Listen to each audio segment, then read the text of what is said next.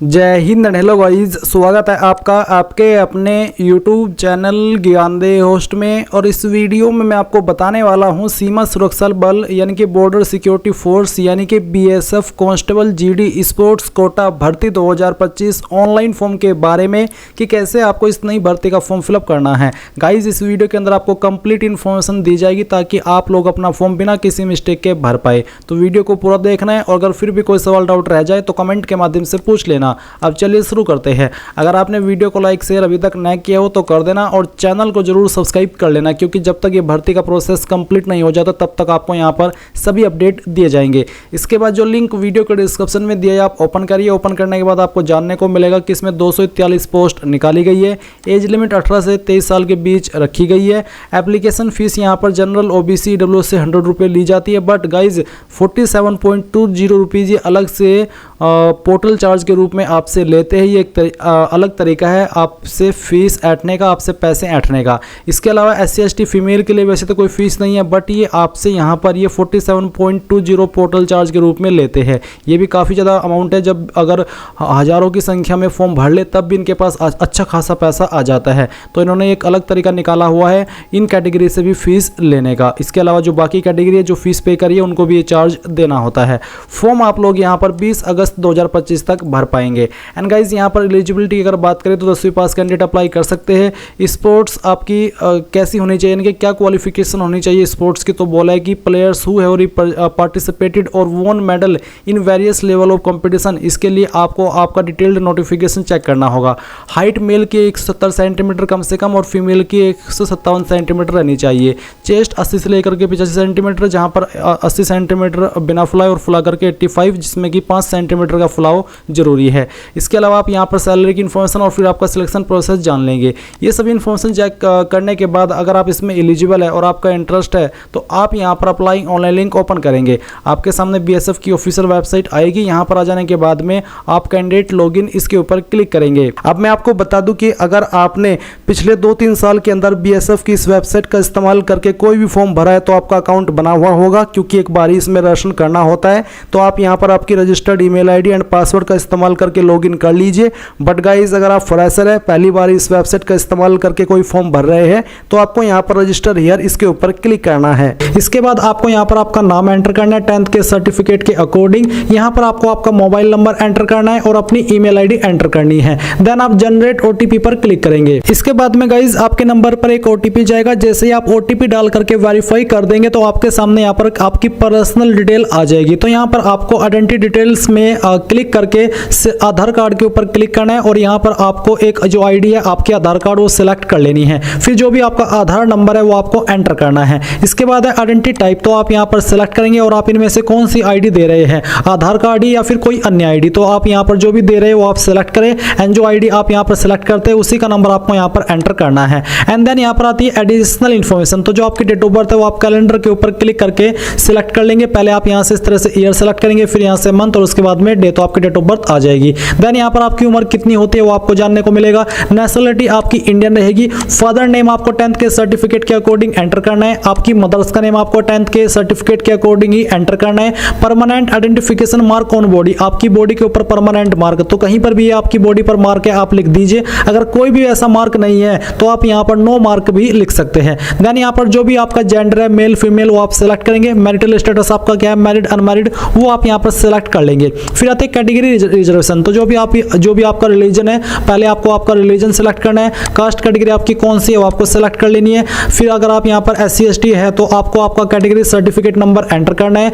Certificate issuing state, किस state से आपका सर्टिफिकेट इशू हुआ है वो स्टेट आपको सेलेक्ट करनी है। कौन सी डिस्ट्रिक्ट से हुआ वो डिस्ट्रिक्ट आपको यहाँ पर सेलेक्ट कर लेनी है। फिर सर्टिफिकेट इश्यूइंग अथॉरिटी, इनमें से किस अथॉरिटी के द्वारा आपका सर्टिफिकेट इशू हुआ है वो आप यहाँ पर सेलेक्ट कर लीजिए। एंड आपके सर्टिफिकेट के ऊपर मेंशन होगा कि इनमें से किस अथॉरिटी ने आपका सर्टिफिकेट इशू किया है।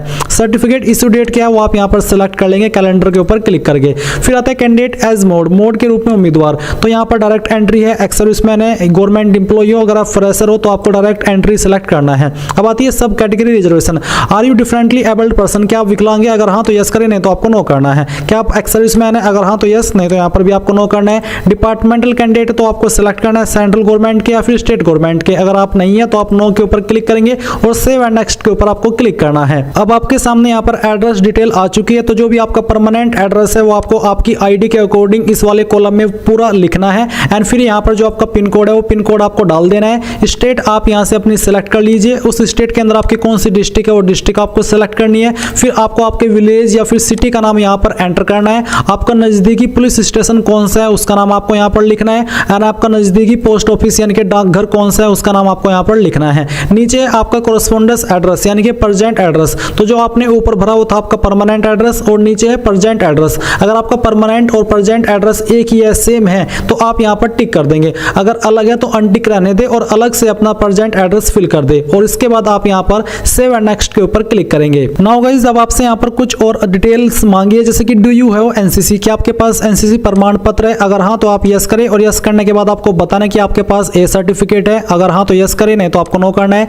बी सर्टिफिकेट है तो बी में आपको यस करना है और सी सर्टिफिकेट है तो आपको सी में यस करना है। बट अगर आपके पास नहीं है तो आप नो कर दीजिए। फिर आपसे पूछे do you have sports achievement, अगर हाँ तो यस करें, यस नहीं आपको बताना कि किस लेवल की है, school level game, university level game या फिर स्टेट नेशनल गेम। अगर नहीं है तो आप नो कर दीजिए। फिर फिजिकल स्टैंडर्ड यानी कि आपकी हाइट कितनी है वो आपको सेंटीमीटर के अंदर यहाँ पर एंटर करनी है। चेस्ट आपकी बिना फ्लाई कितनी है वो आपको यहाँ पर लिखनी है। वेट आपका कितना है किलोग्राम के अंदर वो वेट आपको यहाँ पर लिख देना है। Black list declaration, is there any criminal case pending against you, क्या आपके ऊपर कोई क्रिमिनल केस चल रहा है? अगर हाँ तो यस करें, नहीं तो आपको नो करना है। एंड देन आप सेव एंड नेक्स्ट के ऊपर क्लिक करेंगे। इसके बाद आती है क्वालिफिकेशन डिटेल, तो आप यहाँ पर अपनी जानकारी क्वालिफिकेशन की फिल करेंगे। मैंने अपनी जानकारी पहले से फिल करके रखी है। तो यहाँ पर जैसे ही आपको 10th की इन्फॉर्मेशन देनी है तो आप एसएससी मैट्रिक स्कूल सेलेक्ट कर लेंगे। फिर जो आपका 10th का सर्टिफिकेट नंबर है वो आप यहाँ पर एंटर करेंगे। अगर आपके सर्टिफिकेट के ऊपर सर्टिफिकेट नंबर नहीं है तो आप यहाँ पर जो आपका सीरियल नंबर है सर्टिफिकेट का वो भी दे सकते हैं। इसके बाद यहाँ पर आपको ईयर ऑफ पासिंग बताना कि किस साल के अंदर आपने आपके 10वीं पास की है, किस स्टेट से किया वो स्टेट आप यहाँ पर सेलेक्ट करेंगे एंड किस बोर्ड के द्वारा किया वो बोर्ड आप यहाँ पर सेलेक्ट कर लेंगे। अगर आपका बोर्ड यहाँ पर है तो आप यहाँ पर वो बोर्ड सेलेक्ट कर ले, नहीं तो आप यहाँ पर अदर बोर्ड भी सेलेक्ट कर सकते हैं। एंड जैसे ये सभी जानकारी आप सेलेक्ट कर लेंगे तो आपको ऐड पर करना है। ऐड पर क्लिक करने के बाद में यहाँ पर आपकी जानकारी 10th वाली सेव हो जाएगी। फिर इसके बाद आपको सेम तरीके से 12th की इन्फॉर्मेशन देनी है, जिसमें कि आप यहाँ पर 10th की जगह पर इंटरमीडिएट सेलेक्ट करेंगे एंड बाकी की जानकारी ऐसे ही भरेंगे जैसे कि अभी आपने 10th की भरी है। इसी प्रकार से फिर आप ऐड के ऊपर क्लिक करके अगर आपने ग्रेजुएशन की है तो आप यहाँ पर ग्रेजुएशन सेलेक्ट कर लेंगे, डिप्लोमा किया तो डिप्लोमा सेलेक्ट कर लेंगे और सेलेक्ट करने के बाद में यहाँ पर बाकी की जानकारी ऐसे ही भरेंगे जैसे कि अभी आपने 10th 12th की भरी है। एंड इसके बाद में आप यहाँ पर नेक्स्ट के ऊपर क्लिक करेंगे। नेक्स्ट पर क्लिक करने के बाद आता है वर्क एक्सपीरियंस, तो अगर आपसे पूछा है कि आर यू एम्प्लॉयड, अगर हाँ तो आप यस करें, नहीं तो आपको नो करना है। अगर आप यस करते तो फिर आपको यहाँ पर एम्प्लॉयमेंट प्रेजेंट पास्ट यानी कि पहले आपने काम किया था या अभी प्रेजेंट में आप कर रहे हैं वो आपको बताना है। इसके बाद एक्सपीरियंस टाइप, किस टाइप का आपके पास एक्सपीरियंस है जो भी है वो आप यहाँ पर सेलेक्ट कर लेंगे। अगर इनमें नहीं है तो आप अदर्स के ऊपर क्लिक कर सकते हैं। एम्प्लॉयर टाइप, जहां पर आप काम करते थे वो कंपनी किस तरह की थी, central government, state government, Uttarakhand state government, other state government, constable, head constable, जो भी है वो आप सेलेक्ट कर लीजिए। नेचर ऑफ एम्प्लॉयमेंट, परमानेंट थे, टेम्परेरी या फिर कॉन्ट्रैक्चुअल, वो आपको सेलेक्ट करना है।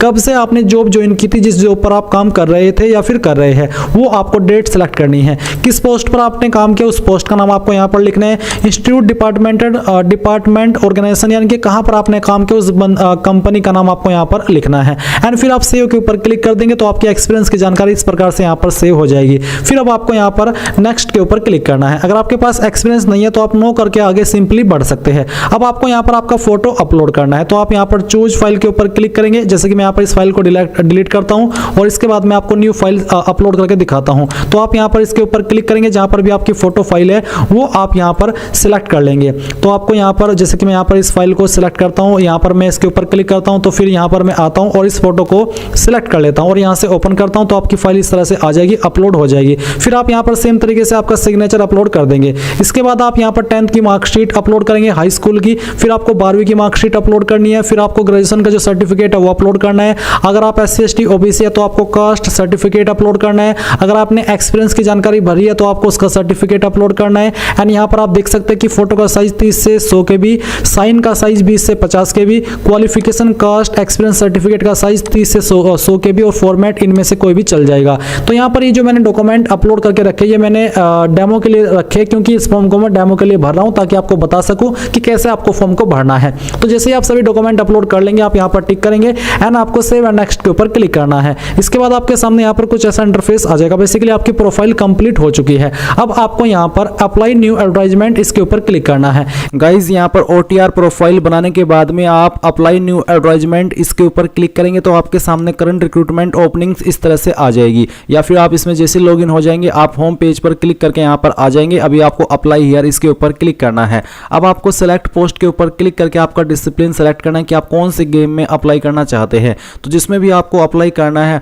वही आपको यहाँ पर सेलेक्ट कर लेना है। जैसे कि एग्जांपल के लिए मैं यहाँ पर ये सेलेक्ट कर लेता हूँ। फिर जो इन्फॉर्मेशन आपने भरी थी OTR की वो भी आपको देखने को मिलेगी, और कुछ जानकारी जो भी आपका डिसिप्लिन सेलेक्ट करे स्पोर्ट्स का उससे जुड़े हुए जो क्वेश्चन है वो आपको देखने को मिलेंगे। जैसे कि मैंने सेलेक्ट किया, अब आपसे पूछे कि कौन से कॉम्पिटिशन में आपने रिप्रेजेंट किया है तो वो आपको सेलेक्ट कर लेना है। उसके बाद में अचीवमेंट आपकी क्या है, गोल्ड मेडल, सिल्वर, जो भी है वो आप यहाँ पर सेलेक्ट कर लीजिए। अगर ओनली पार्टिसिपेशन है वो भी आप सेलेक्ट कर सकते हैं। फिर सर्टिफिकेट आपका कब इशू हुआ था वो सर्टिफिकेट डेट भी आपको यहाँ पर सेलेक्ट करनी होगी। मैं आपको डेमो के लिए जानकारी भर के दिखा रहा हूँ। फिर एकेडमिक क्वालिफिकेशन, मैट्रिकुलेशन और इट्स इक्विवेलेंट, तो इसमें अप्लाई करने के लिए क्वालिफिकेशन के रूप में 10वीं मांगे तो मैंने यहाँ पर यस कर दिया। अब फिजिकल स्टैंडर्ड है तो आप इसमें फिजिकल कैटेगरी में अगर आप जनरल कैंडिडेट है तो आप यहाँ पर जनरल कैंडिडेट सेलेक्ट कर लेंगे। OBC है तब भी आप इसको सेलेक्ट करेंगे। All candidates belong to ST, अगर आप ST से है तो फिर ये वाला ऑप्शन सेलेक्ट करना होगा। फिर अगर आप बिलोंग करते हैं ST जो कि आती है इन स्टेट से जो कि आपको दी गई है तो आप ये सेलेक्ट कर लेंगे। पर अगर आप जनरल OBC है तो आप पहले वाला ऑप्शन सेलेक्ट कर लीजिएगा।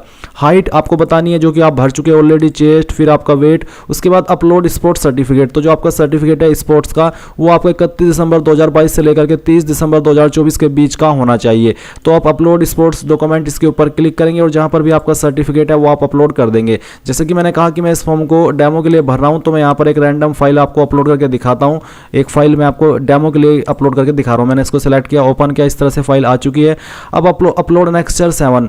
अब ये एनेक्स्चर 7 क्या है, आपको PDF फॉर्मेट में जाना है और PDF फॉर्मेट में आपको एनेक्स्चर 7 के नाम से एक देखने को मिलेगा। अब ये थोड़ा सा मैं आपको दिखा देता हूँ कि है क्या। गाइज अभी आप नोटिफिकेशन के अंदर पेज नंबर 25 पर जो देख रहे हैं एनेक्स्चर 7, तो ये है एनेक्स्चर 7 जो कि स्पोर्ट्स सर्टिफिकेट से जुड़ा हुआ ही है। इसमें आपको national federation, national association of आपका जो एसोसिएशन है उसका नाम देना होगा। सर्टिफाइड डेट श्रीमती कुमारी, यहाँ पर आपको आपका जो नाम है वो भरा जाएगा। प्रेसिडेंट, आपका कंप्लीट एड्रेस, गेम इवेंट, और फिर कब से लेकर कब तक आपने पार्टिसिपेट किया था, जो कि कंपटीशन हुआ था, कौन सी डेट में से लेकर के कौन सी डेट में वो, और यहाँ पर आपका जो स्थान रहा था इसमें बोला the position obtained by the individual team in the above said competition tournament was, जो भी आपकी पोजीशन रही थी वो आएगी। Palace, date, signature, name, designation, name of the federation, national association, address, seal. This certificate will be valid only when signed, यानी कि इसके ऊपर जब साइन होगा तब ये वैलिड माना जाएगा। तो ये वाला जो सर्टिफिकेट है जो भी आपको यहाँ पर आता है वो आपको अपलोड करना है। इसमें बोला प्लीज अपलोड एनेक्स्चर 7, तो ये आपने जहाँ से स्पोर्ट्स सर्टिफिकेट प्राप्त किया है वहीं से बनेगा और ये अपलोड करना अनिवार्य है क्योंकि इसके सामने स्टार का आइकन दिया है। तो आपने वो डाउनलोड करके सर्टिफिकेट भरवाना है वहीं से जहाँ से आपने सर्टिफिकेट प्राप्त किया है, तो तभी जाकर के आपका फॉर्म कंप्लीट होगा। तो चलिए मैं यहाँ पर डेमो के लिए फाइल अपलोड करके आपको दिखा देता हूँ। जैसे आप ये फाइल अपलोड कर देंगे उसके बाद में आप सेव एंड नेक्स्ट इसके ऊपर क्लिक करेंगे। फिर यहाँ पर गाइज आपने सभी जानकारी जो भरी है वो देखने को मिलेगी। ऊपर जाकर के सभी जानकारी चेक कर लीजिए। पहले इसमें आपको उस जगह का नाम देना है जहाँ से आप फॉर्म भर रहे हैं, और सेंटर प्रेफरेंस में यहाँ पर एक ही ऑप्शन है दिल्ली, ये मैंने सेलेक्ट कर लिया। फिर यहाँ पर आप टिक करेंगे, उसके बाद में आप पे नाउ पर क्लिक कर देंगे। इसके बाद गाइज आप अग्री एंड पे इसके ऊपर क्लिक करेंगे और अब आपको पेमेंट के पेज पर ट्रांसफर कर दिया है। वैसे तो SC/ST फीमेल के लिए कोई फीस नहीं है, बट जो पोर्टल चार्ज है 47.20 रुपीज़ वो आपसे लिया जा रहा है, और ये एक अलग तरीका उन्होंने निकाला है पैसे ऐंठने का। नहीं तो जब फीस नहीं है तो क्या मतलब, फिर पोर्टल चार्ज, ये चार्ज, वो चार्ज, बट फिर भी ये लेते हैं इस तरह से। तो आप जैसे फीस जमा कर देंगे आपका फॉर्म फाइनल सबमिट हो जाएगा, और आप एप्लीकेशन हिस्ट्री में जाकर के अपने फॉर्म का प्रिंट भी ले सकते हैं और उसका स्टेटस भी चेक कर सकते हैं।